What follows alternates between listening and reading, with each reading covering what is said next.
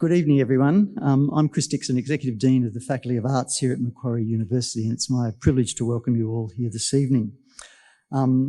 This is our event, Arts After Dark, AI Needs Intelligent Humans, or Does It? This is the inaugural Arts After Dark event convened by the Faculty of Arts, and we're thrilled that so many of you are here this evening. It's just terrific to see people on the campus. We're very keen to get as many members of the public as we can onto Macquarie campus for events like this and others, so I can guarantee there will be similar events in the future.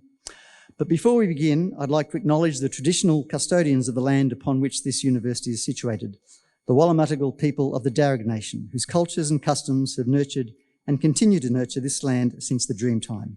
We pay our respects to the Darug people and the Wallumattagal clan. I'd also like to just give a shout out of thanks to a couple of folks before I say anything else. People who've been instrumental in organising this event tonight, and in particular Dr. Neil Durrant, who's our Faculty Executive Director. Neil would dearly have loved to be here this evening, but he's ill, pretty ill, in fact, with COVID, so obviously he's staying well away. So a big thanks to Neil, who's been for several years advocating for events like this and contending that if we can get the right events, we will get people onto campus, and I think he would feel very vindicated. I know we will feel vindicated and pleased that so many have turned up. So a big thanks to Neil, but also to Jenny Kendrick, Candice Henriques and Nicole Cornick for their instrumental work in helping organise this evening's event. So tonight, our esteemed academic colleagues from Macquarie University's Faculty of Arts, as well as expert industry representatives, will be discussing the fascinating world of AI. Our faculty is committed to delivering world-class education and research that contributes on both a national and global scale. We take pride in preparing our graduates with essential skills for success in an ever-evolving world, one where AI and how we interact and work with it will be very much a part of the zeitgeist. To get the night started, I would like to welcome our Master of Ceremonies, Professor Peter Greste, a highly respected academic from the Department of Media, Communications, Creative Arts, Language and Literature. Peter is an award-winning international journalist, speaker, and a staunch advocate for media freedom. With his wealth of experience reporting from some of the world's most volatile regions, we're indeed privileged to have him guide us through tonight's event. Welcome, Peter.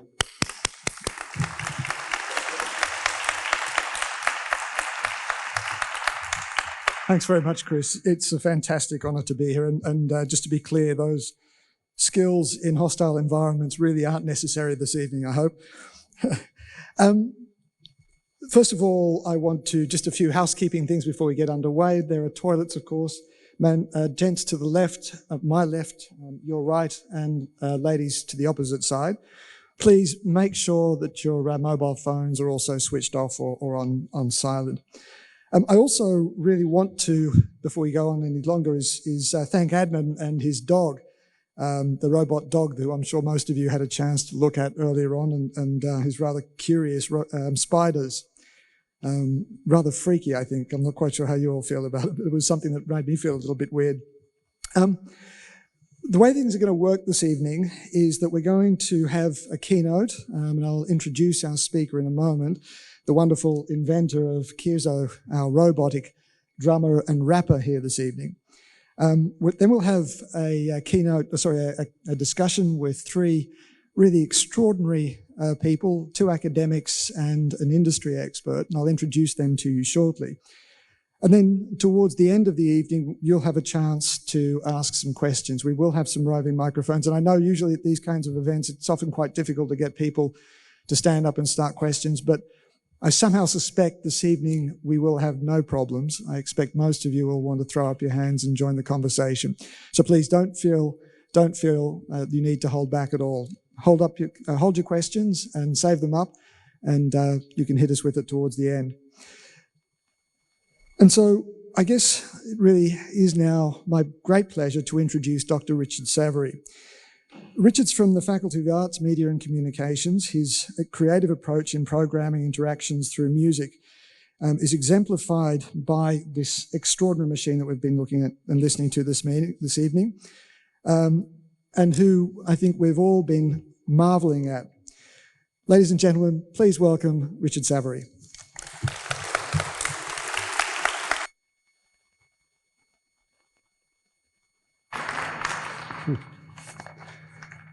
Hi, everyone. So I am Richard. I'm the creator of Kizo over here, who is still looking at me, actually, which is quite nice. So I'm a research fellow at Macquarie, and I kind of look at the intersection of AI, music, and robots, and how all those things can go together. And I'm also really trying to think about how we can do them in a good and the right way. So first, I just want to thank also the band members who played. So we had Dennis on guitar, we had Oliver on bass, we had Melissa on the percussion, and we had Kira also on the percussion. And then also we had Alice, who was helping kind of lead the proceedings. And also, yeah, thanks to Trinity, who helped set everything up beforehand. So I'm going to talk a little bit more about Kizo and then introduce some of kind of the broad topics about how I think about AI and robots and this. So firstly, when people see a robot like this, a big question they say is, why are you doing that? Why would you want to make a robot that plays music? Why not make a robot that can do my laundry? Or why not make a robot that can clean up for me? And so the thing for me is that music's such a powerful way to explore AI and robotics. If you think about music, it has real time, so the robot has to respond, be on the beat, it has to go back and forth, it has to interact with an expert. So it has to know what an expert musician will do and think how to respond like an expert. It also has lots of other ideas like embodiment. So there's a robot here. Hopefully some people like it, maybe some don't. But you can imagine I could also, much easier and cheaper, just have a speaker there playing back. And so what does that mean, having an agent on stage compared to a robot? And so that's kind of how I think about the robot in general. And so, yeah, that's kind of my approach to building robots like this. I'm also just going to talk about 3 ideas now about my design and process. And so these are the ideas that AI can enhance and not replace. The idea on how I try and think about bias and data sets when I make a robot like this. And then lastly, just what it can mean to be transparent as possible with AI and a robot. So I think robots are really cool, but humans are actually also really good at music, and they have done a lot of good music over time. So I think working out how music can be done by robots that helps and changes what we do is really important. An example of this is about 6 years ago, I worked with this drummer, and he was in an electrical accident and lost his arm. And so he was then, obviously that was a big problem for his drum playing. And so the first thing he did was duct tape actually a drumstick to just the half of his arm. But then he eventually approached us and we were seeing, what can we do differently? How can we help him through AI? And so the system I developed with some colleagues there was, it was able to analyze the signal from his arm, the electrical signal, and then translate that to drumsticks and have a drumstick on the end. And so that kind of gave him this ability to play again. But here's a part where AI also came in on top. So he had 2 drumsticks, not just one. So one drumstick he controlled up and down, and the other was completely AI generated. And so through that process, he was suddenly changing and making brand new music. So he was able to do what he did before, but also collaborate with AI in a brand new way. And it actually totally changed his outlook on music and like reshape his path. So it seemed like a really kind of nice integration between AI and a human. But of course, that's like very like a niche example. Most of us aren't in that situation. But I do really believe that all of us have some kind of thing that could be improved. Perhaps we want to be able to sing better or have new approaches to rhythm or harmony. And so I really see AI as a way to like cover those weaknesses and help us all create. Hopefully, I mean, I imagine a lot of you haven't talked to a rapper and heard a rapper like this before. So this is like a key example of how suddenly we're able to integrate and interact with robots in new ways.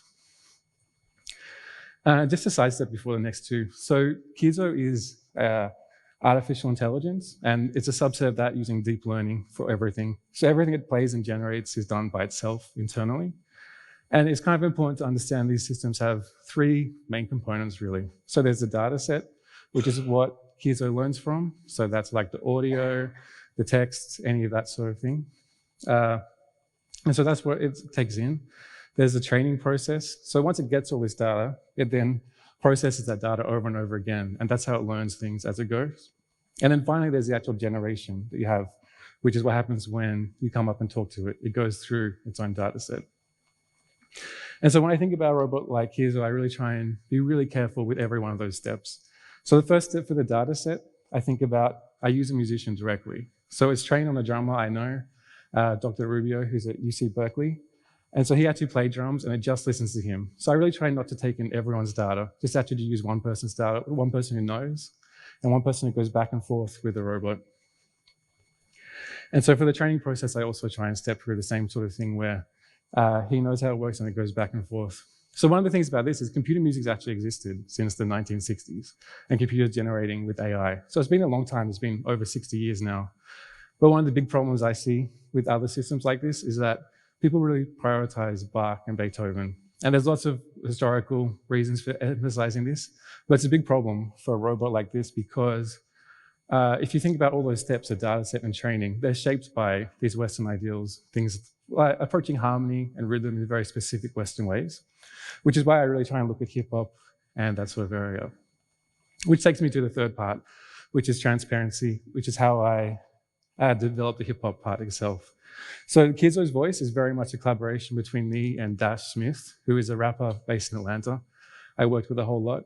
As I worked with him about 18 months, every week he'd come in. And the first few sessions were just him talking and thinking, what would a rapping robot want to do? And it was totally his initiative. He came and was like, you guys do cool stuff. How can I have a robot that raps? Or how can we look at that? And so it was really this design back and forth. And so the thing was, because it was like that, he knew exactly how it worked. You know, he was not a computer science, but he's super smart and was able to realize where the data set goes, where the training goes, and where the inference goes, and how that can come together. So for me, that's really important, this idea that the data set comes from a person I know, the training comes, and the actual process comes from someone I know.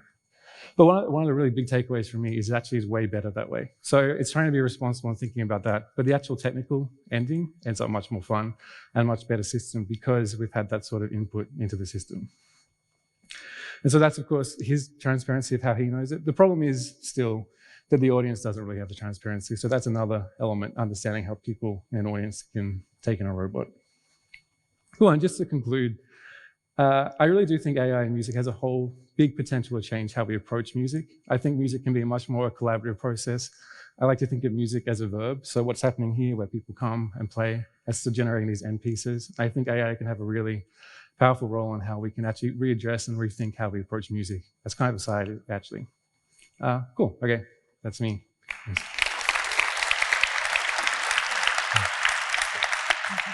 Oh, sorry. So it gives me enormous pleasure now to introduce you to our panelists. And I'd like to begin with Alison Cairns, who is the Technology Transformation Partner at Ernst & Young. And she's an inspiring advocate for social change and education to build a better world. Alison, please join us on stage.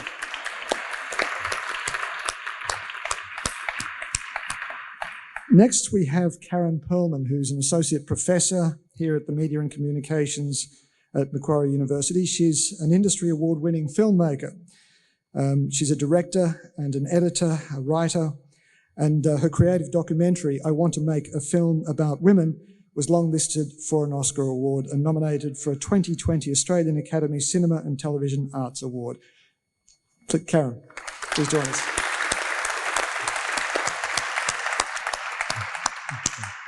And finally, I'd like to welcome to the stage Professor Bronwyn Carlson. Bronwyn is an esteemed and widely published expert in Indigenous social, digital and cultural studies. In 2023, she was named in Cosmos magazine prestigious list of the top 52 Aboriginal and Torres Strait Islander leaders who are changing the world. Bronwyn.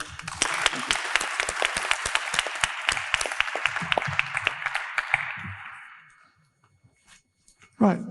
Can we have someone to remove the lectern so I can see the audience? Thanks very much. I guess I'd like to begin, Karen, with you. You're the artist you're the artist on the stage here. Richard has given us some really powerful demonstrations of what AI is capable of in the arts. I know filmmaking isn't the same as music, but does what you've seen and heard here worry you or inspire you as an artist? Both. And I think that's probably where the whole discussion goes. But I would like to say I love the idea of music as a verb. It's something we do. I often feel that in many of the creative arts have kind of been stolen from the general public. Like, why can't we all dance and why can't we all make music? And if AI becomes, in various forms, becomes a tool for making us more dancing and making more music, well, I can see benefit in that. I will say on the question of the film industry has been digital not as long as the music industry, but for a solid 30 years it's been a digital industry. And you've got to remember, it's, as one of the creative arts, it's always also a business. So there's business and creative arts, and there's where we come down with regard to AI is a tension that sits into that equation as well. So that's nuanced and can be discussed, and, you know, whether it's a good idea for AI to just make things faster and more efficient. Well, on the business side, they might say yes, and on the actual cultural side, you'd have to say, well, why? I mean, culture isn't an emergency. It's an entirely human thing. So why not have it be slow and thoughtful and not very efficient? I'd like to come to the business side of things later, and particularly the tension that you've just described. But Bronwyn, Karen has just spoken about culture. Of course, Indigenous culture is something that you are particularly interested in, and I guess in a lot of ways, in a world which is dominated by data and data sets created by white folks and white men in particular. Do you worry about what this means for Indigenous communities, Indigenous culture? Absolutely. You have to think about how AI might benefit people in general, but it's not going to have the same impact for marginalised groups, and particularly Indigenous people. So our knowledges are connected to place and to people and relationality, how we relate to each other.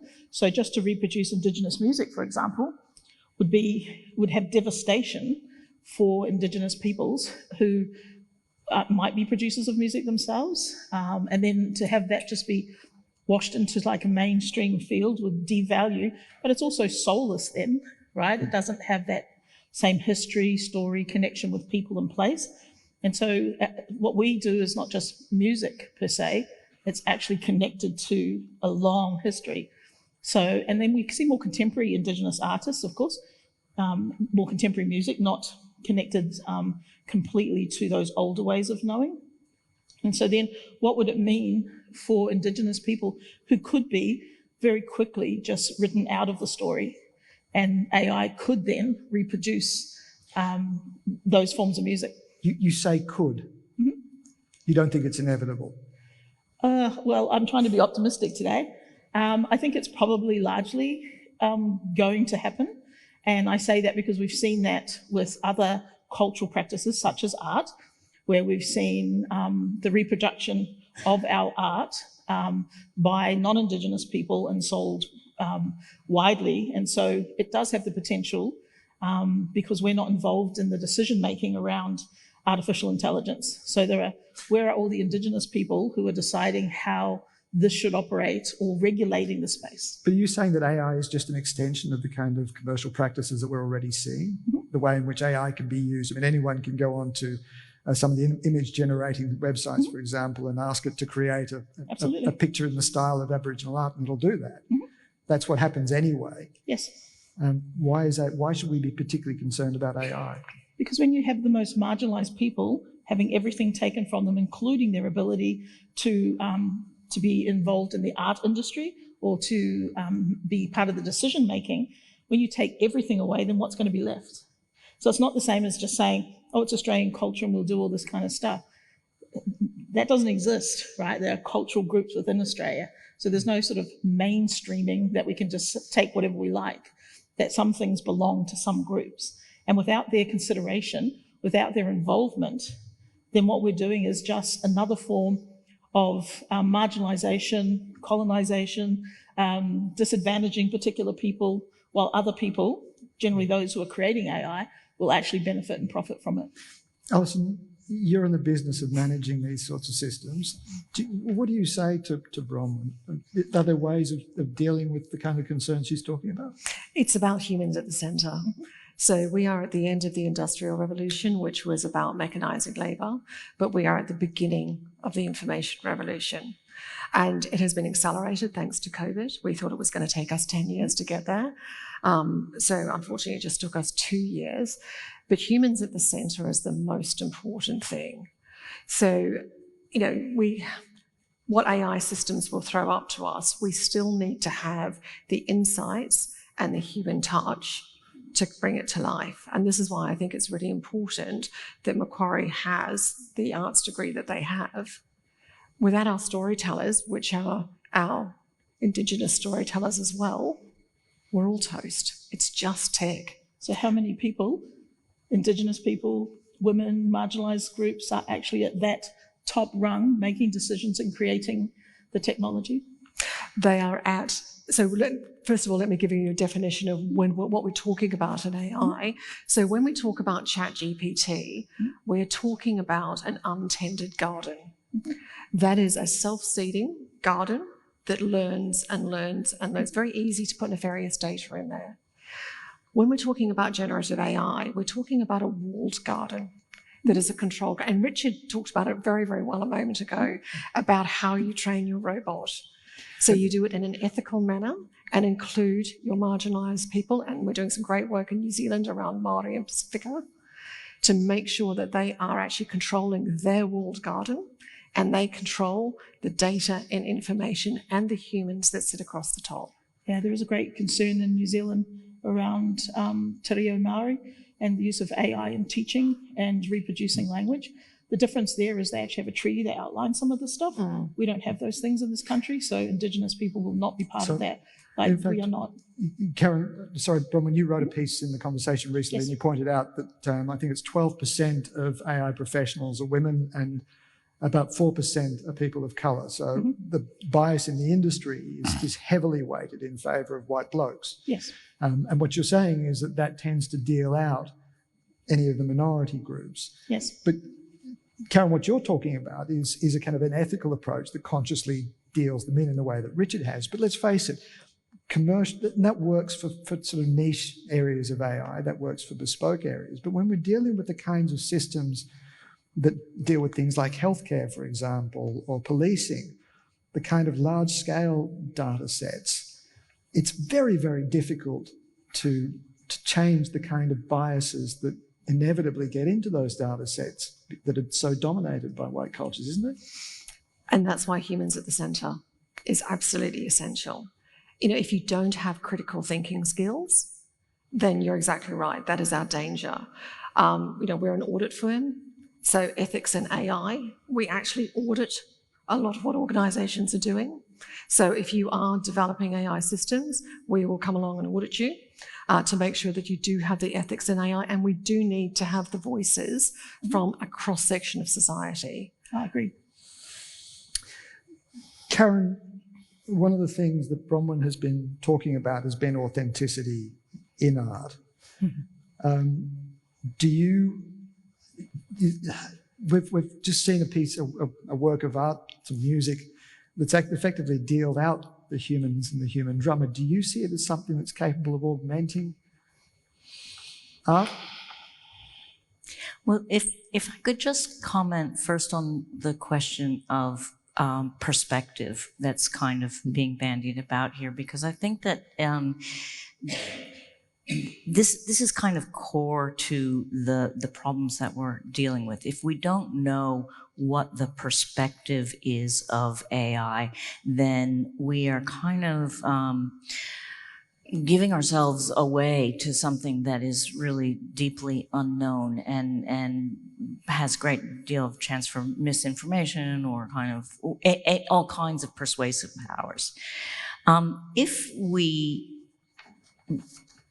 are deliberate about our choice of what is the perspective, and that will generally, I think, involve having a human or training the AI on a particular human or something like that.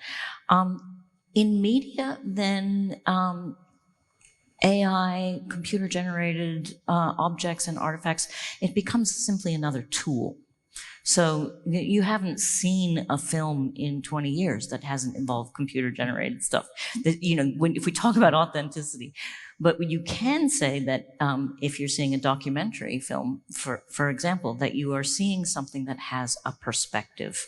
So we can name our frame, what perspective is this being proposed by, and then we can use AI as a tool to convey that perspective.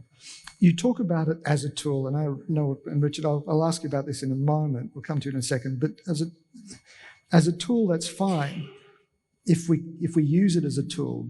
But there's also going to be a pressure to use it to replace humans, because this is the first time, and Richard mentions that we've had drum machines, and drum machines have been used by artists, but this isn't a drum machine that simply produces or reproduces a rhythm that you've coded in.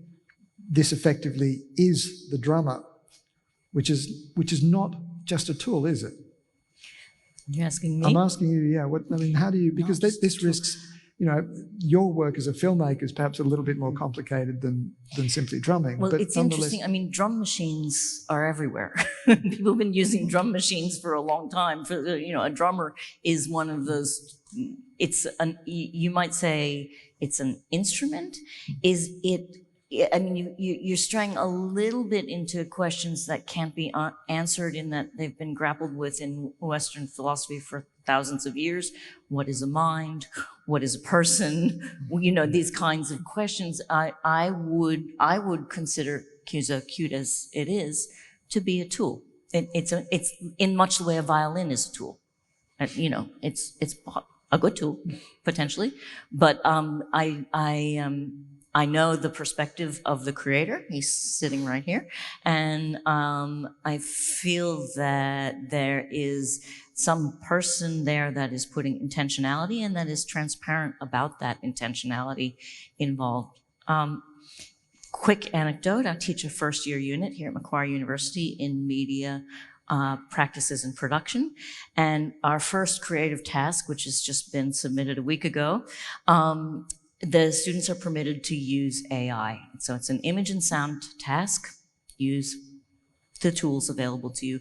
And I had a tutor report to me today that they've just marked 2 compositions made entirely with AI, and one got a 50 and one got a 90.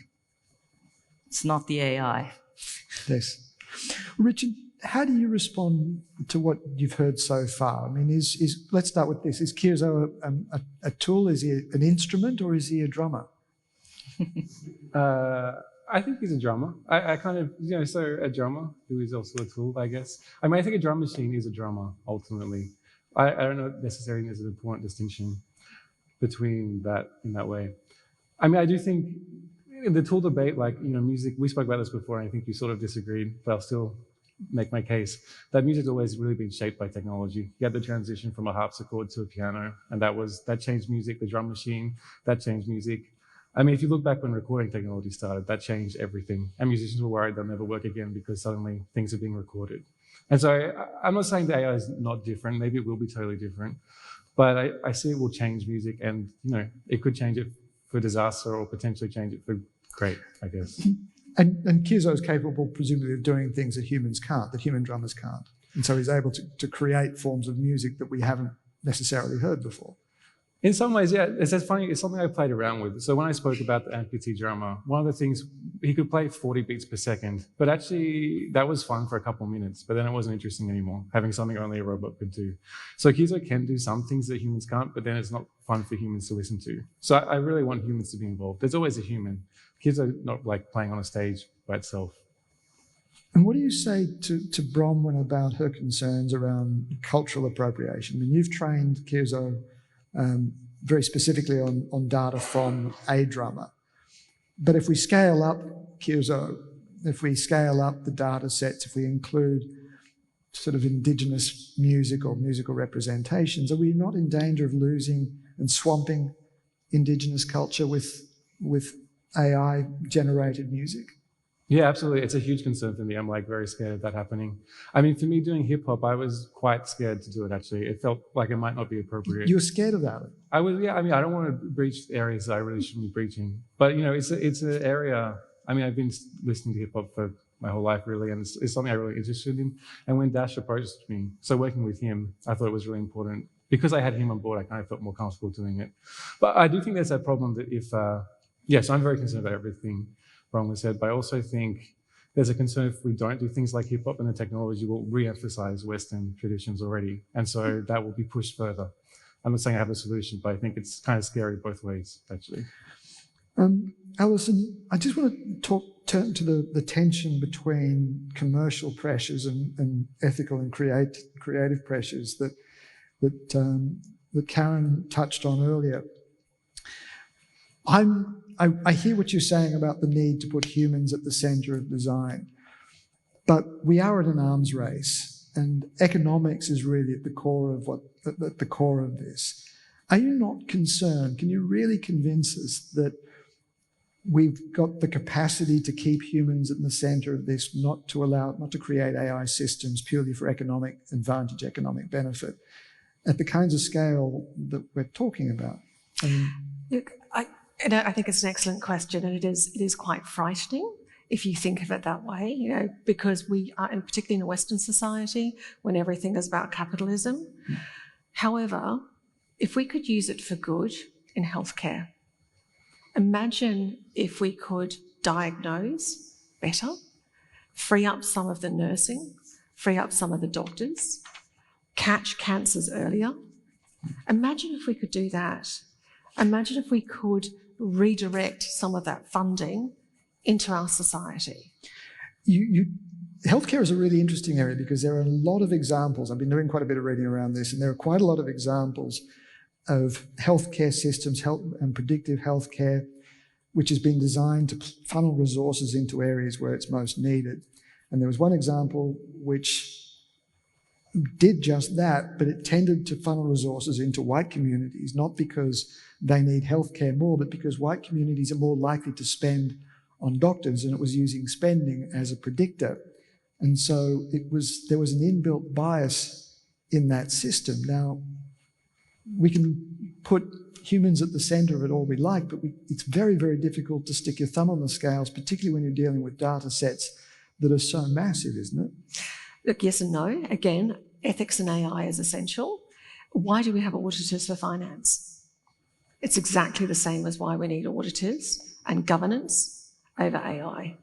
And, as a female, my biggest concern would be if we're using banking data and we're looking at historical data for mortgages, guess what? I wouldn't get a mortgage because 25 years ago, women were not the breadwinner and they were not the ones that were considered to pay a mortgage. So that's a significant concern. And in an Indigenous community, that's terrifying. So ethics and AI, the humans at the centre are the ones that actually need to be looking at the ethics and AI. And also policy and government has a significant part to play here. I remember I was reading an article which talked about predictive accuracy and arguing that AI has predictive accuracy, that in a lot of respects. Well, bear with me here. The point is that when you're dealing with predictive accuracy, it tends to throw, when you're dealing with humans, or predictive inaccuracy was the issue that they were talking about. When you're dealing with human doctors, inaccuracies tend to be distributed evenly. But when you're dealing with an AI system that has bias inbuilt into it, then the inaccuracies tend to be borne by those minority communities to a far greater extent. Again, well, let me throw the question to you, Bronwyn. Do you feel as though this is something we're capable of dealing with? Gosh, wouldn't it be nice to say yes to that? I agree. It's about the people and it's about ethics and it's about all those things. But just a small example, I do a lot of work with social media tech companies, and they often ask me to help them take a look at their dehumanization policies, right?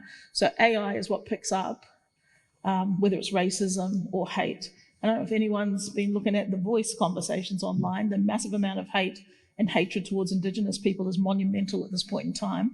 It never breaches those codes.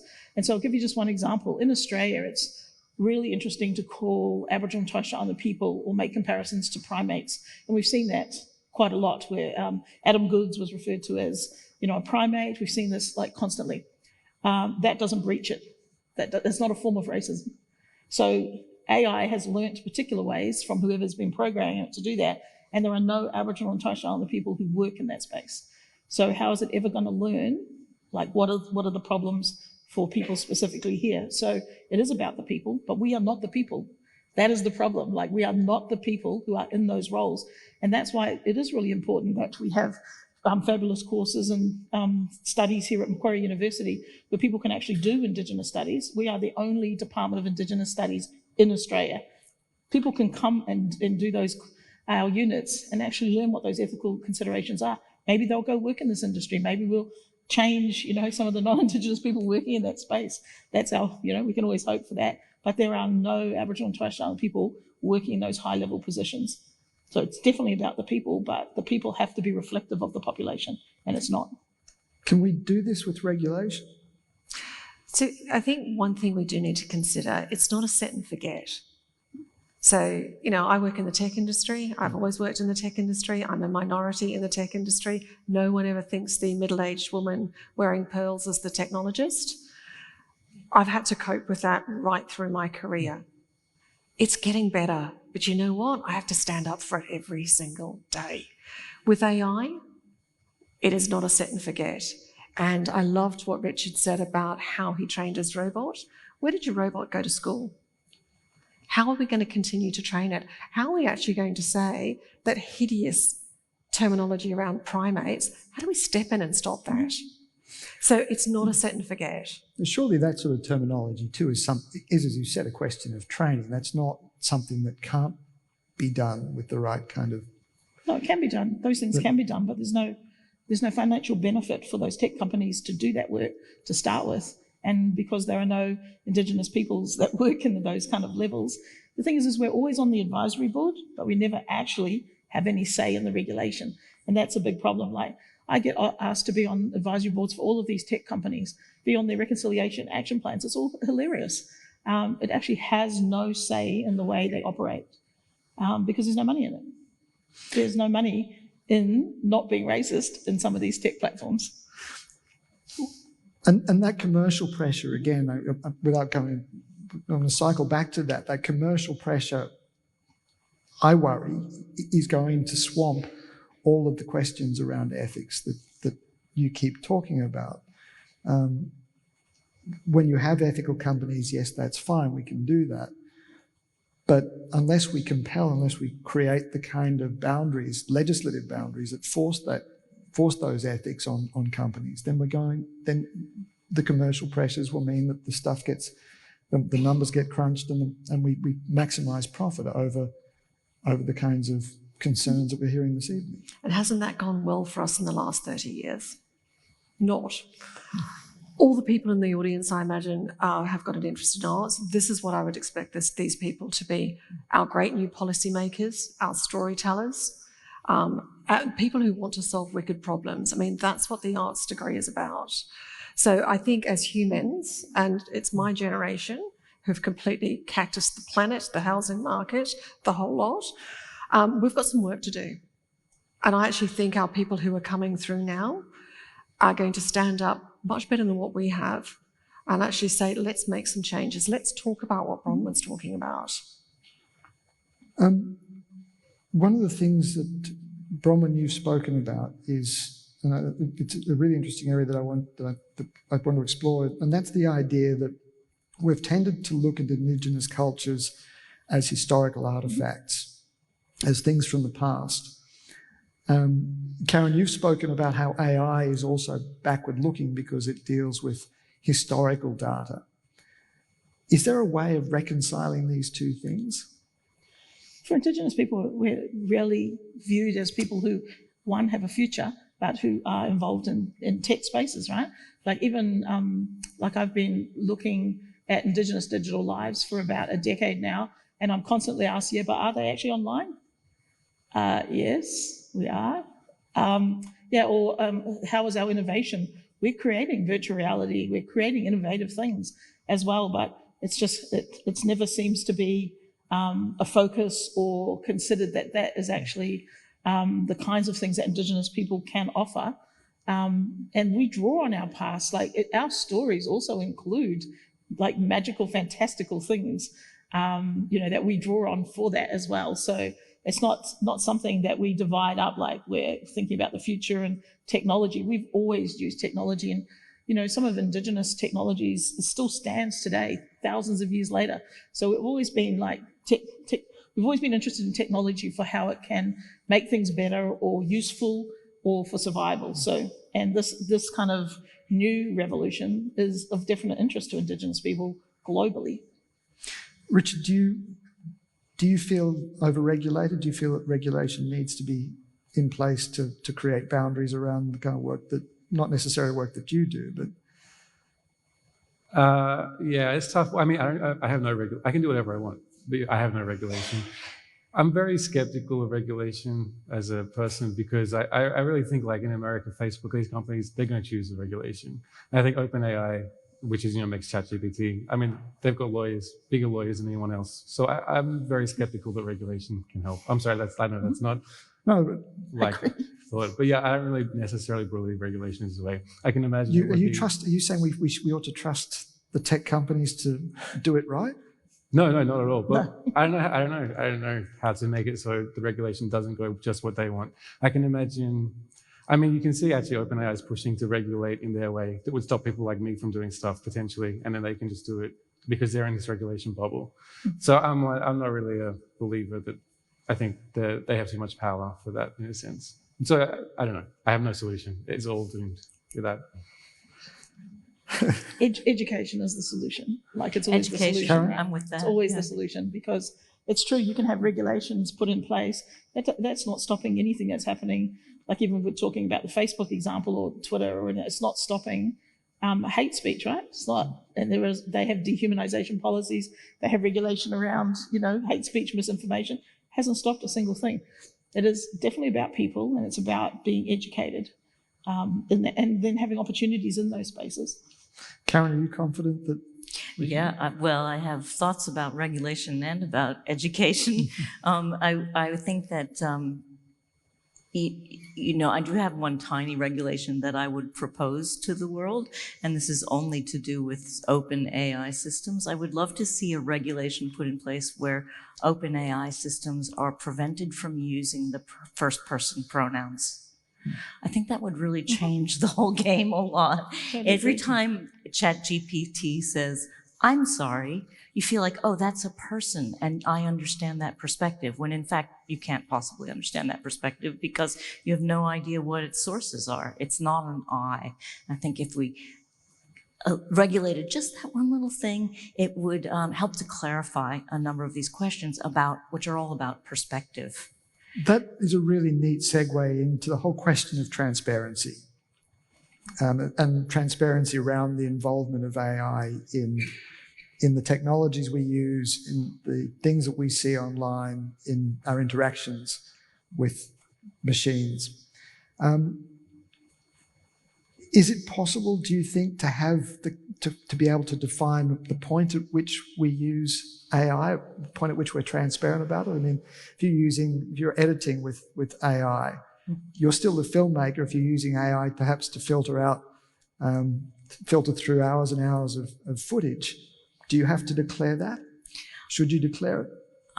I think declaring it's a really good idea. I don't see any reason why not to. We declare what cameras we use and what editing systems we use, and why not declare this has been altered with Photoshop, this has been generated by AI. I don't really think that is contra the commercial imperative, and if it is, I'm okay with that. Does it undermine confidence in your work? I mean, if you'll say AI was involved in something, people then wonder, well, to what extent was AI involved? And we know that people don't trust or don't value work that's produced by AI as much as work that's particularly artwork that's produced by humans. I don't know that people know when they're seeing AI anymore already. And I also know that's not questions of authorship in a way are extremely complex and culturally fraught. But if you look, for example, at an artwork by Jeff Koons, it says by Jeff Koons, and that adds a huge amount to its value. But in fact, he didn't do nothing. I mean, he might have drawn a little picture of a dog or something, and then he had 600 apprentices. It's not. We're already in a complex scenario around authorship and value. A lot of my research is about that, and asking questions about how we create with our tools and with each other. And if we can build some regulatory transparency into the ways that we use AI, I think it becomes a safer tool, and one that we can involve in our authorship without devaluing our sense of creative work. Bronwyn? I hope. Because it's here. It is here. I have I'm not delusional. It's totally here and it's everywhere. Is transparency the key? And is it appropriate is it appropriate to always be transparent? People lie. It's not new. It's not new. Years ago, they had all those Swedish backpackers in the back of a garage painting dot paintings. People lie. So that's not going to be it. But it's easier to hold people to account than it is to hold machines to account. Is it? Because not in our space. Well, Alison, is it easier to hold people to account than machines? Can you, when machines are so dominant in a lot of this? I still say that it's humans at the centre. It is the human that is responsible. So if you want transparency about where AI is being used, my clients say to me, they don't ask me how many FTEs I use to produce a piece of work. They will ask me the experience of my people. They will ask about our knowledge. They understand what our brand is, and we are transparent about where we bring our knowledge from. We always show our source data. We use our global. If we've used external, we show that we are transparent. But ultimately, people are looking for the outcome. So if you are a doctor and you've used AI and you've misdiagnosed myself or my family, I'm still going to hold you accountable. I don't care whether you used a machine. You are the one with the knowledge. And this is where critical thinking comes in. My expectation is that the human is the one that's able to say, is this correct? Is this not correct? And look, I did have an incident this week where we had an intern, not from this university, who was working with us, and he brought me back a piece of work very quickly, remarkably quickly actually, that was quite well written. But when I questioned him about it, I said, this is good, fantastic, tell me about this. And he faltered. And I said, did you use ChatGPT for this? And I said, tell me the truth. And he said, yeah, I did. I said, okay, so your internship's done. Okay, you will not be working with us again. The expectation in our organisation is that our clients pay for our knowledge. Now, we might source that knowledge either internally through our experts or externally, but they are paying for us to tell them something they didn't already know. I also went back to our recruitment person and said, no more from that business school if you don't mind. And his response to me, he was quite upset, and his response was, but we're allowed to use it at uni. So do you know what? This is not uni. Our clients are paying for our knowledge and they're paying for expertise. Where you get it from and where we get it from, we must disclose. I'm here because of my background and my knowledge and expertise, but I'll let you into a little secret. Full transparency, I checked with ChatGPT and asked it how I should structure a conversation around artificial intelligence. Now, should we have put this on the advertising? What did it say? I mean, this is the... I would say no. We don't need to put that on the advertising because you are here and you are still responsible. And I think it's that declaration of responsibility. But where's the line between what I've done and the intern or the new staffer that Alison had to fire? So the difference is that we know you're a journalist and you looked at what came back and you said, you know what, that's semi-interesting. I'm going to actually change that. I'm going to make this better, or that's not going to hit the mark. And that's okay, but that's not okay. And you were able to use critical thinking to do that. Okay, that is the human at the centre. This raises another really interesting point, because if we, in my business, in journalism, News Corp uses AI to produce thousands of stories a day, particularly for regional publications. It acknowledged this in a conference fairly recently. And they take data from, consumer data, for example, the prices from petrol stations in the neighbourhood, plug them in and spit out stories about how the prices of fuel are changing, the prices of milk perhaps are affecting the local economies, that sort of stuff. I wouldn't particularly want to produce those stories, but as a journalist, if that opportunity is taken away from me, I'm not going to learn those skills, the skills that I learned when I did those stories that have gotten me here today. Karen, are we in danger of taking away the drudgery, taking away a lot of these kind of number crunching skills, the kind of skills that we're handing over to AI, and in the process losing something essential in terms of human skill, human capacity? Yes, and the history of technology is, in fact, a history of a loss of skills. It's also a history of development of other skills very often, and sometimes not. Like, I still can't use Excel. But you know, and in fact, at a certain point in school, I learned to write, and really, I can't really write any. I mean, my handwriting is so bad because I've been using a computer for 25 years. I'm losing that skill. You mean this handwriting skill? My handwriting skills, they're literally deteriorating, right? So yes, we will lose certain skills, and I suppose what I'd like to inject into this conversation is that we could make some choices now about what kinds of skills we want to learn and what kinds of skills we want to develop and what kinds of skills we're okay to let go of a little bit. My proposition around education has to do with my background as an editor.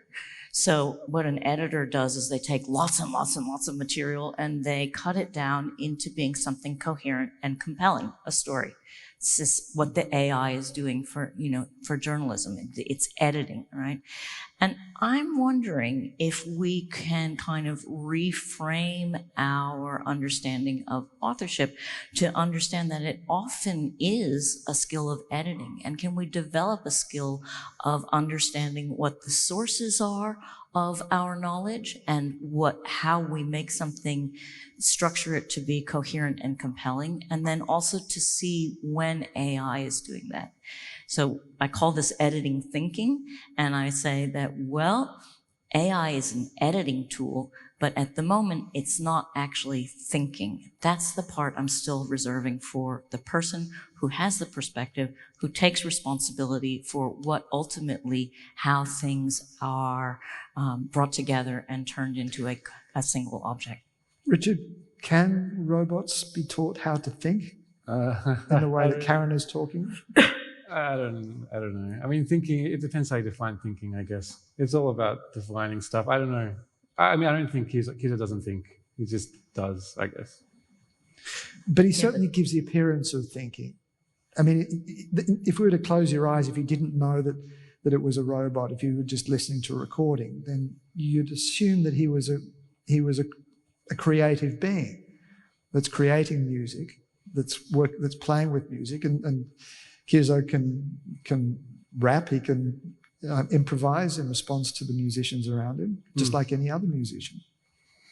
Yeah, I mean, I do think Kizo is creative and that the robot can be creative. But I also think everyone's creative in everything they do. I think if you sit on stage and work out how to sit on the seat nicely, that's an act of creativity.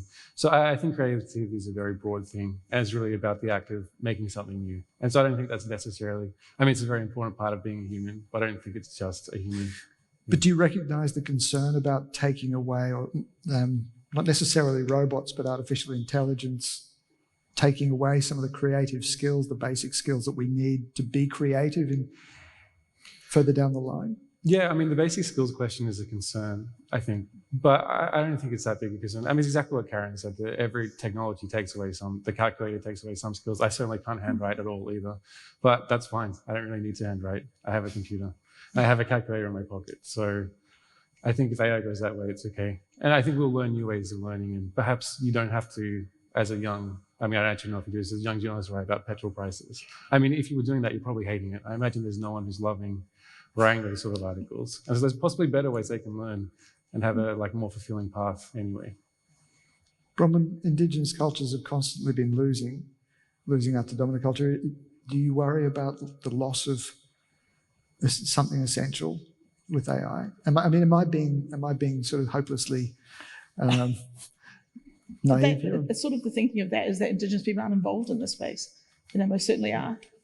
They're actually involved in creating robots and creating, virtual reality. And I think of Indigital, that's a startup who creates virtual reality. If you go to Kakadu, you can use your phone and Mimi spirits jump out of the canyon and speak to you about history.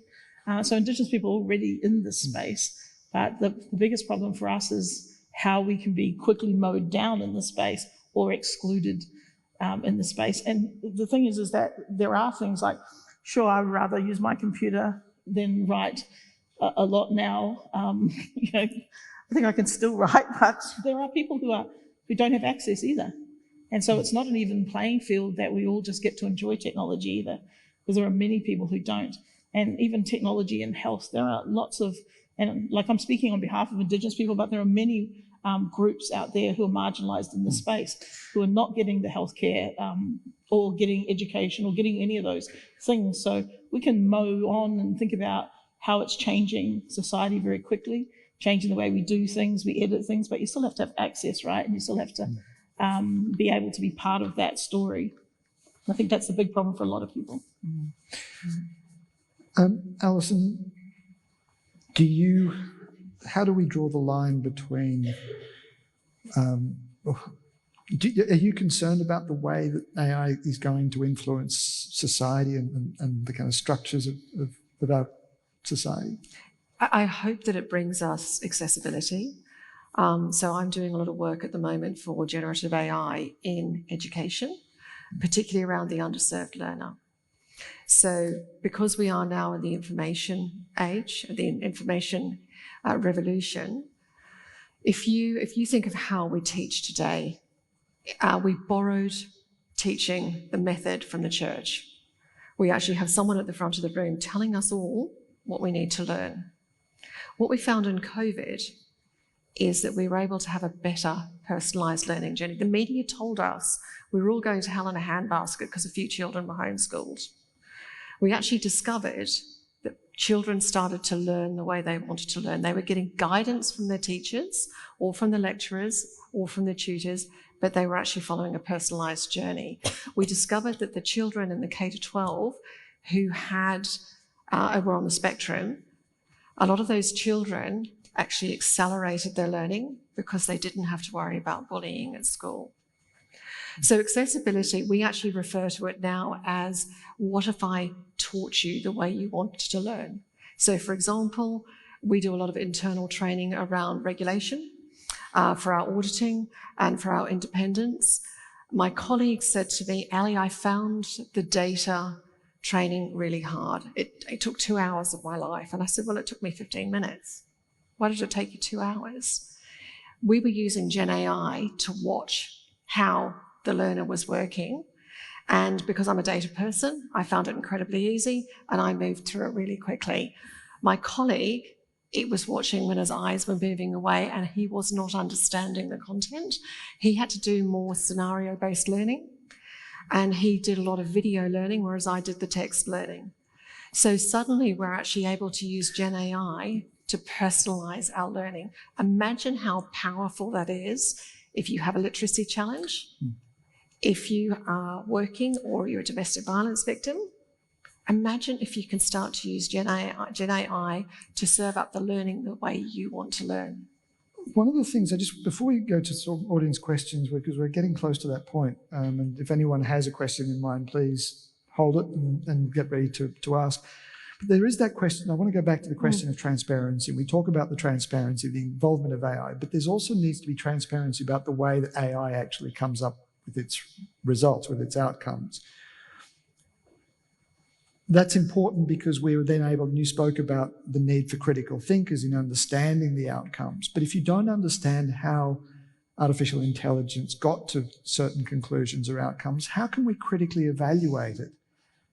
There's an amazing book. If you haven't read it already, it's called Range, R-A-N-G-E. Fantastic book. And it talks about how we're moving into an age of needing to be T-shaped. Now, as consultants, we've always had to be T-shaped, right? What do you mean by T-shaped? T-shaped means that you've got deep technical experience, but you also now actually have to have the experience across the top for insights and communication, which is where the arts degree comes in. So, for example, I have an amazing data scientist who is just incredible at what he does. And every time I ask him to summarize and bring out the insights, he just goes and does some more analysis. He is not T-shaped. So by being T-shaped, we're actually able to say, where did this data come from? And with my lovely intern who brought me back my ChatGPT, I was looking for transparency. So tell me about paragraph 2. How did you get to that outcome? And when I started questioning how he'd got to his outcomes, it was really clear he hadn't done the work, really clear. So it's a type of transparency. So if you're a doctor, my expectation is you're looking at this and saying, you know, Ali's a 40-something woman, she has asthma, I'm seeing this, but I'm not seeing that. Is this answer correct? So the thing that worries me, and I hear what you're saying, but I went on ChatGPT and I asked it to create some code to teach a robot to play a drum, and it came back with code. I had no idea how it did that. And it did say that you need some more parameters, but if I can ask artificial intelligence to create code for more artificial intelligence that I have no understanding about how it operates, all of a sudden, aren't we relinquishing control? Aren't we in danger of losing? Surely you would be smart enough to say, I need to take this to an expert. I don't know if that's correct. Karen, you're sort of nodding. I'm not sure it's control that we've had for a while, but I will say that it's really, the opportunity is for us individually and responsibly to make choices about the skills that we value culturally. And so, you know, I wish handwriting was a more highly valued cultural skill. I would work on it harder or what have you. But I think that as we, you know, as I learn more about Indigenous knowledges, for example, I understand this incredible value to us culturally that has kind of largely gone untapped and gotten us into a very dire situation with regard to our relationship to waters and earth and so forth. So I have zero skills for caring for the land and the waterways, and probably because they haven't been culturally valued skills for a long, long time. I had no opportunity in my education to learn these skills, and just like you now had no opportunity in your education to learn coding skills, there are going to be generations that come after us that don't have the skills we have and have some other skills that we can't fathom unless we individually and personally take responsibility for passing on certain skills. Okay, that sounds like a very good place to throw this open to audience questions. Ladies and gentlemen, we have a couple of microphones that are roving. Does anyone want to ask a question? I'm sure we've got a couple of people. Anybody? Yes, there's a gentleman towards the centre of the aisle, I think. You can see a hand up. Thank you. Oh, not a gentleman. Hi. Sorry. Sorry, well, I'm not a gentleman, but I'll talk. So thank you very much to all the panel. My question, I'm not sure who exactly it's for, but maybe for Karen or Richard or any of you, really. So my question is one around whether you think our anxieties about AI, generative AI in particular, might be related to, or how are they related to, the mixed feelings we have about human limitation. And the example I've got two examples. One is the one that you were talking about before, Alison, about, you know, the excitement around AI being able to accelerate the way we approach or maybe solve problems with illness and, you know, cure diseases, etc. But during the week I read an article that was about how AI had managed to translate some ancient cuneiform tablets that researchers of the ancient world have not been able to translate. And I found myself really unnerved by it. On the one hand, I was really excited. At another level, though, I found myself feeling like there was something about human struggle and our confrontation with our own limitations and our desire to overcome limitations. Obviously, I see that as some kind of noble thing that I felt had been kind of robbed by AI. And I just wondered, maybe I'm crazy, is there something about the way we understand human limitation and the way we value human limitation that's part of this. Alison, who wants to take that question? Alison, do you want to have a crack at it? Oh, thanks. Look, I absolutely agree with you. I have a healthy level of skepticism as well. On the positive side, where I saw this work really, really well, we talk about people who are longevity limited, meaning they're soon going to die. Usually when we're talking about lecturers. It's a great euphemism, isn't it? Longevity limited. Longevity limited. In engineering, we actually wanted to look at problem solving from the 1960s about how we did the problem solving to get to the moon. Now, everyone thought I was crazy, right? And I said, there's an amazing type of problem solving sitting in there that is human. Now, I hear what you're saying, the acceleration, and wouldn't it be exciting if we could solve these really complex problems? Sometimes the solving of those complex problems already exists. And by picking up that knowledge and using the knowledge from the past and being able to apply it to some of our challenges in the future, we actually get the best of both worlds. We actually get to be able to use that great problem-solving technique and some of the knowledge with it, but using the AI to apply it to some of the new things that we have. But I absolutely agree, it does make me very anxious as well. And that's why I always want to apply the humans over the top.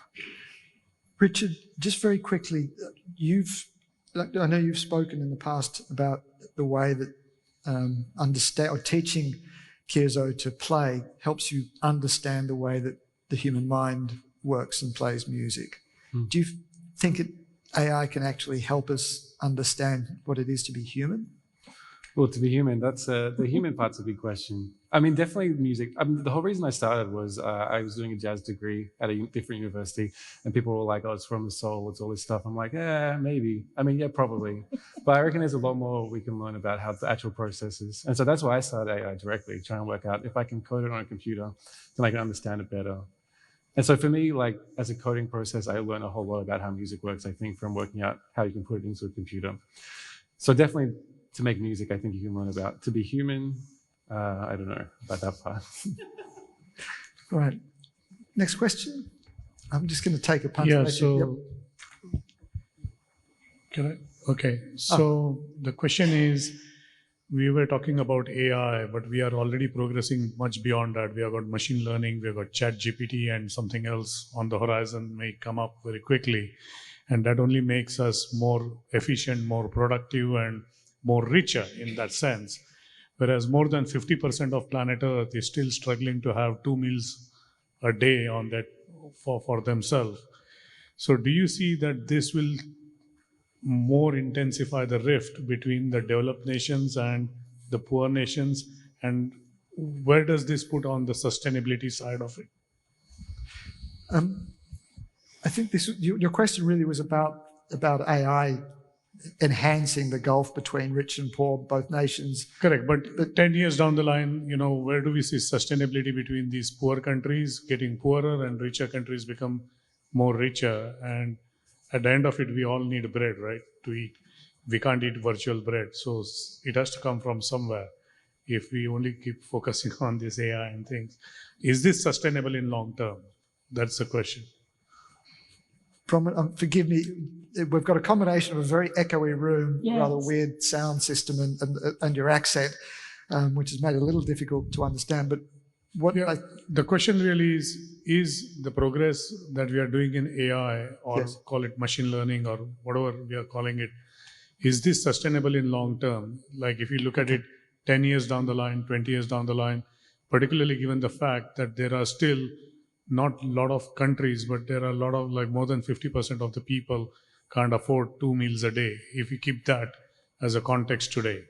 Okay, so effectively this is about progress in AI and its capacity to both, I guess, develop our economic systems, improve efficiency, but also at the same time help some of the more marginalised communities and people who are, as you said, struggling to feed themselves in very, very basic conditions.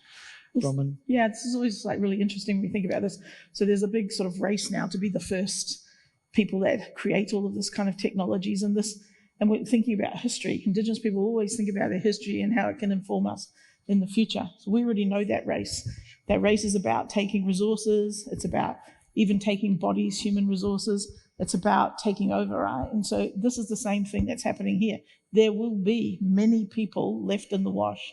And so there is the places that we now consider as third world or poor nations or poor parts of our own nation are places that have had their resources, including their human resources, stolen for the benefit of others. So what I can, like, if things don't change, we are repeating exactly the same kinds of things that was repeated in the past, where there's a race to be the first to take, to control, to benefit and privilege certain and particular groups. And it is not going to be for the benefit of those people who are designated third world or poor or any of it. It's not going to be those people. And I just know that even in this country, here in Australia, there are people here who cannot feed themselves tonight. There are people here, probably in this room, who can't pay their mortgage. It is not going to benefit those people in the slightest. The economic wealth will go to the few at the top, the few that get the control over it, who are part of the race to control it. And it's definitely not going to be Aboriginal and Torres Strait Islander people. It's not going to be old people. It's not going to be disabled people. It's not going to be members of any minority community. It's not going to be migrants in this country. They're not going to benefit wholesalely from this race unless something changes. Yep. It's a very potent issue, and I think everyone, yes, thank you. It does deserve a round of applause. I mean, we saw this argument with the internet that it was supposed to democratize information, it was supposed to flatten democracy, it was supposed to give everyone a chance to participate, and what it's done is actually concentrated control over information. It seems to have isolated us more. The digital divide in Australia is massive when you think about Indigenous people.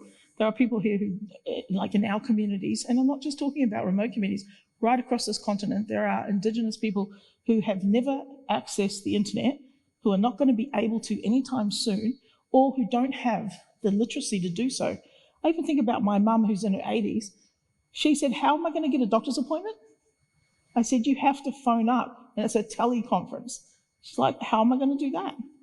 She goes, do I even have the internet? I said, you're watching Netflix, Mum? Yes, you do. Yeah, so like the literacy part of it, you know, I laugh at it too, but the literacy part is real, right? She can't get to the doctor. She doesn't know how. They sent her a text with her prescription. She doesn't even know how to use the mobile phone. Then my father-in-law, he's in New Zealand, and he was going to the airport, and he has GPS on his phone. He has an iPhone. He doesn't know how to use it. He's well in his 80s. And so he was trying to call a taxi because the airport's all changed in Auckland, and he couldn't find where to park the car. So he was calling a taxi and telling the taxi to go to the car park, and he would follow it. There are people they're not benefiting from this space, and they're not going to. There's no literacy around it, and there's no actual focus. And each year when I get the Close the Gap report and all this stuff, I just look at it and think, wow, they've put digital inclusion as one of the close the gaps, right? Like as a target. It's never reached. Nothing on there's ever reached. So, you know, close the gap for me should be measuring how we're not doing it. The measurement should be why not, how not, and do better, not measuring Indigenous people against the wealthiest of the people in this country and saying you're not measuring up. It should be looking at the wealthiest people who have control of the digital technology, who have control of the tech industry, and say, why aren't you doing better? Those things need to change.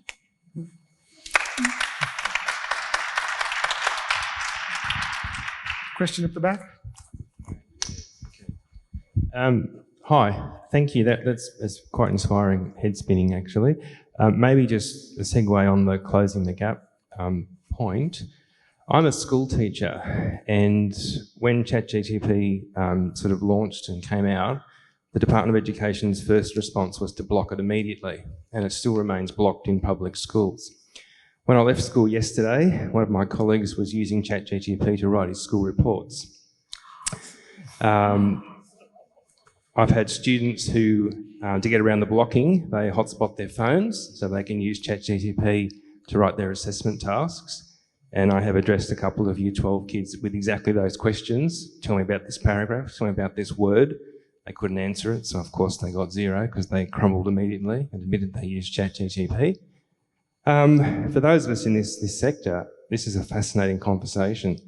So my question really to the panel is, should AI be used in the English classroom? How and when? And is it something that's going to close the equity gap? Thank you. Anyone, any volunteers for this one? I've actually read a few of my own reports from right back into the 70s, and I thought AI must have written those too, because they actually look the same now. So it must be boring to write those, I must say. So this is something we're working with in K-12, and I very much understand what's happening at DOE in New South Wales. We talk about changing the way we teach. Are we actually going to have to learn around applied learning? So if we were to use ChatGPT to give the children an assignment and actually say, we've used ChatGPT to actually do this, I want you to discuss it from a different angle. So rather than the way that we teach at the moment, which is, let me stand at the front of the room and tell you what you need to know, and then I will test you that you've understood it through an exam. Maybe we need to do more applied learning. Maybe we actually need to have the skills that we talk about in critical thinking that are so prevalent in the arts degree. Maybe we need to be a little bit more T-shaped. So we are actually having conversations in the education sector globally at EY around how to, and this actually is very much being addressed to the equity in education, because when we start to talk about applied learning, we come from different directions. We start to talk about diversity in learning, diversity in point of view. Is that a better way to educate? Now, I realise that's extremely controversial, and it does not support our teachers at the moment, but is this a moment where we can teach differently? We can't avoid it. I mean, ChatGPT is there. Anybody with a smartphone can access it, as we've seen. Do we try and stop it? Or do we, if we embrace it, do we risk then losing the core research skills, the core sort of, the basic skills around reading and absorbing and analysing that comes from going through research papers and synthesising it, doing that work yourself? But if you're in K-12 and you have been in a classroom with one person at the front of the class, and teachers are amazing. Ask anybody who had the biggest impact on your life. It is always a teacher that is named, always. So absolutely inspirational people. They cannot have individual attention to 30 kids in a class. So we tell them what they need to know, and then they sit an exam. If we've got exceptional teachers, they do give that personalised service. Maybe it's time we talk differently. By embracing ChatGPT is what you're saying. And Karen, I can see you're shaking your head. Look, you asked the question, should we try to stop it? And I'm going, well, wait, who is we and what is stop it? Because there are deep underlying values that are way before this particular technological innovation came upon us. And those values are the things that maybe individually we have an opportunity to ask questions about. So, for example, convenience, efficiency, progress. I mean, the progress narrative, that progress is good has, go back to Prometheus. This idea has been with us for a long time, that faster and cleaner and is progress. And yet we do find ourselves in a moment of complete alienation and climate crisis. So ChatGPT, AI, these are symptoms. These are things that have come out from these underlying narratives over centuries. And yeah, they're new skills, new ways of synthesizing them, but it's the underlying questions that are driving them. So can we come to a place where we can give more have fewer people in the classroom? Let's not be quite so efficient. Let's be a little bit more handmade, and that could be interesting, right? Do we need those reports, right? I mean, just have a little conversation. I can't figure it out. I throw up my hands when it comes to ChatGPT all the time. A question over there. Thanks. So you're saying that education is one of the answers to try to make AI safer, but AI evolves at such a fast pace and such an exponential rate, and at the same time the education system is so slow to move. How do you see it responding fast enough to keep up and to remain relevant?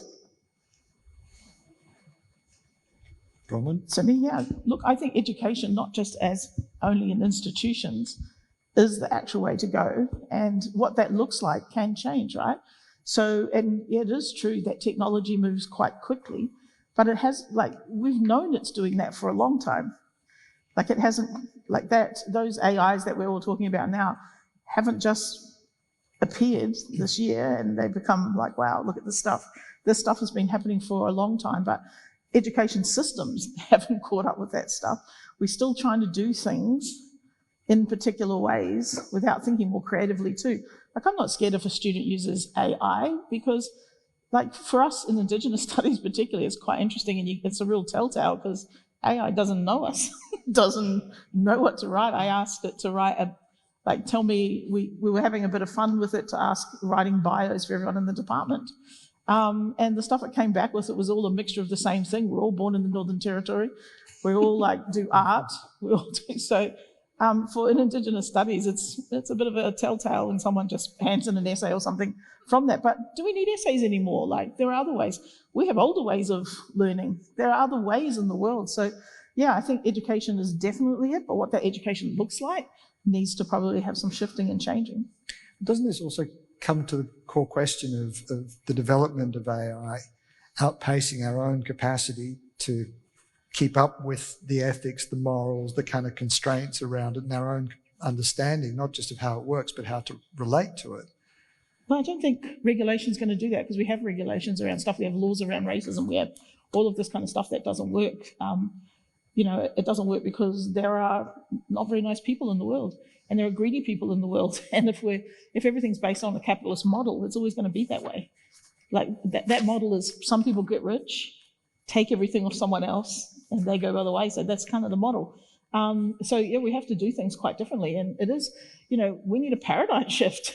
That's what needs to happen here, folks. It's not just simple, just keep mowing along the way we're doing things.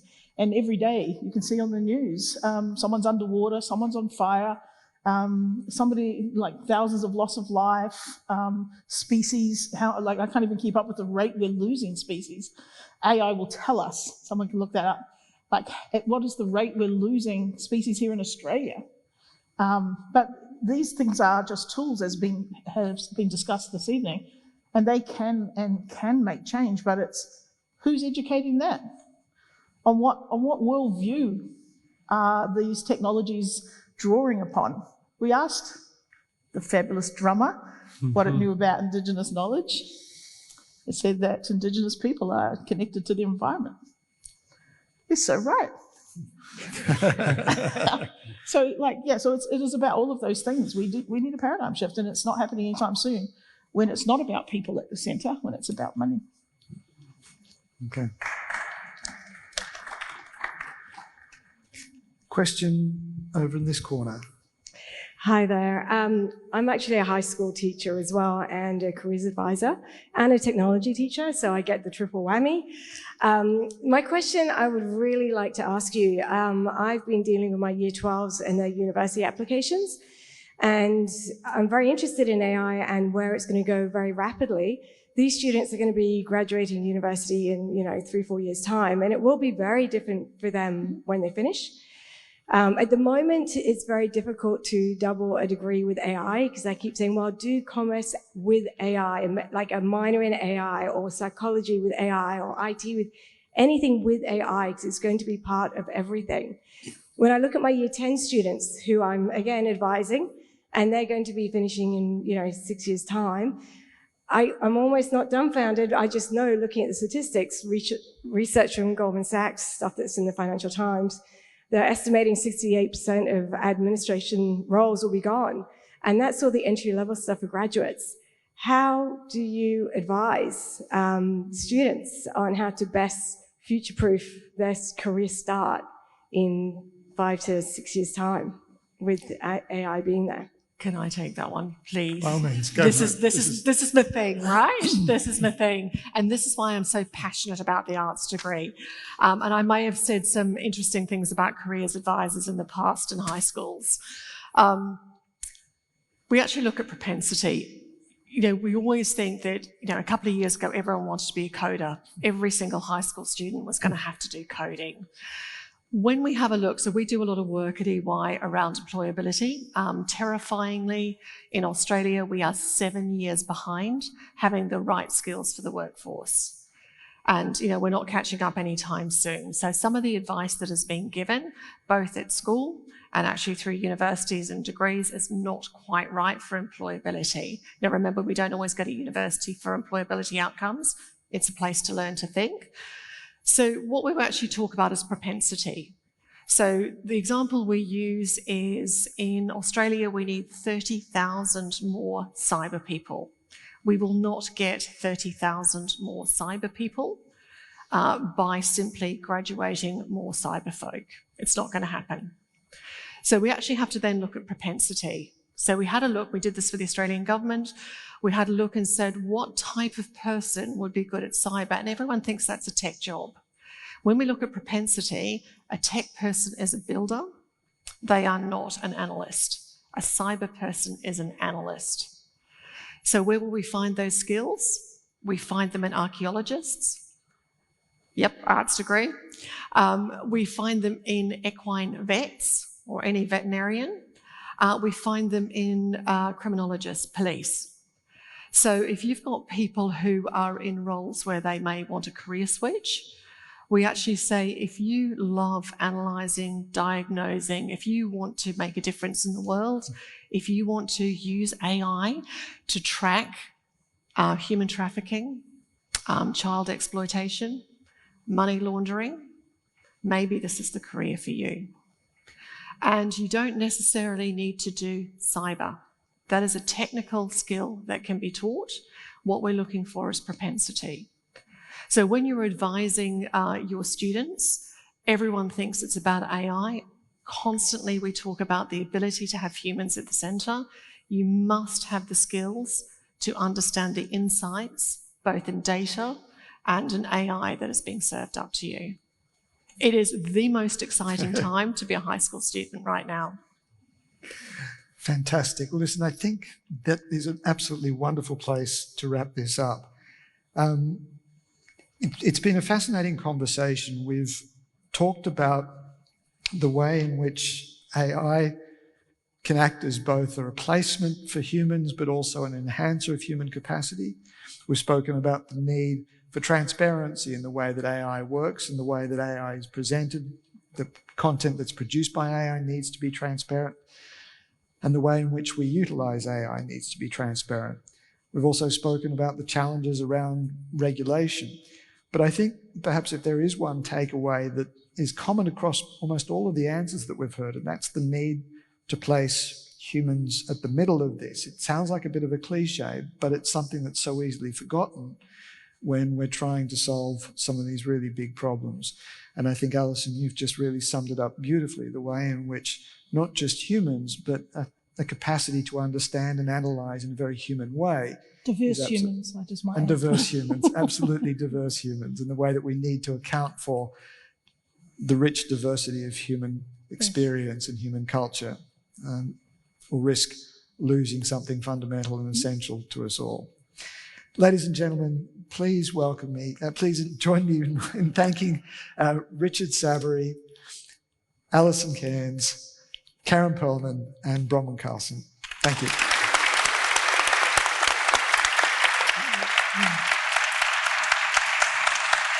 And finally, ladies and gentlemen, we will be sharing a recording of the event with anybody who registered their email address. So please, when you take it, share it, tell everyone what a wonderful evening it's been, and please do come to future Arts After Dark events. Thank you.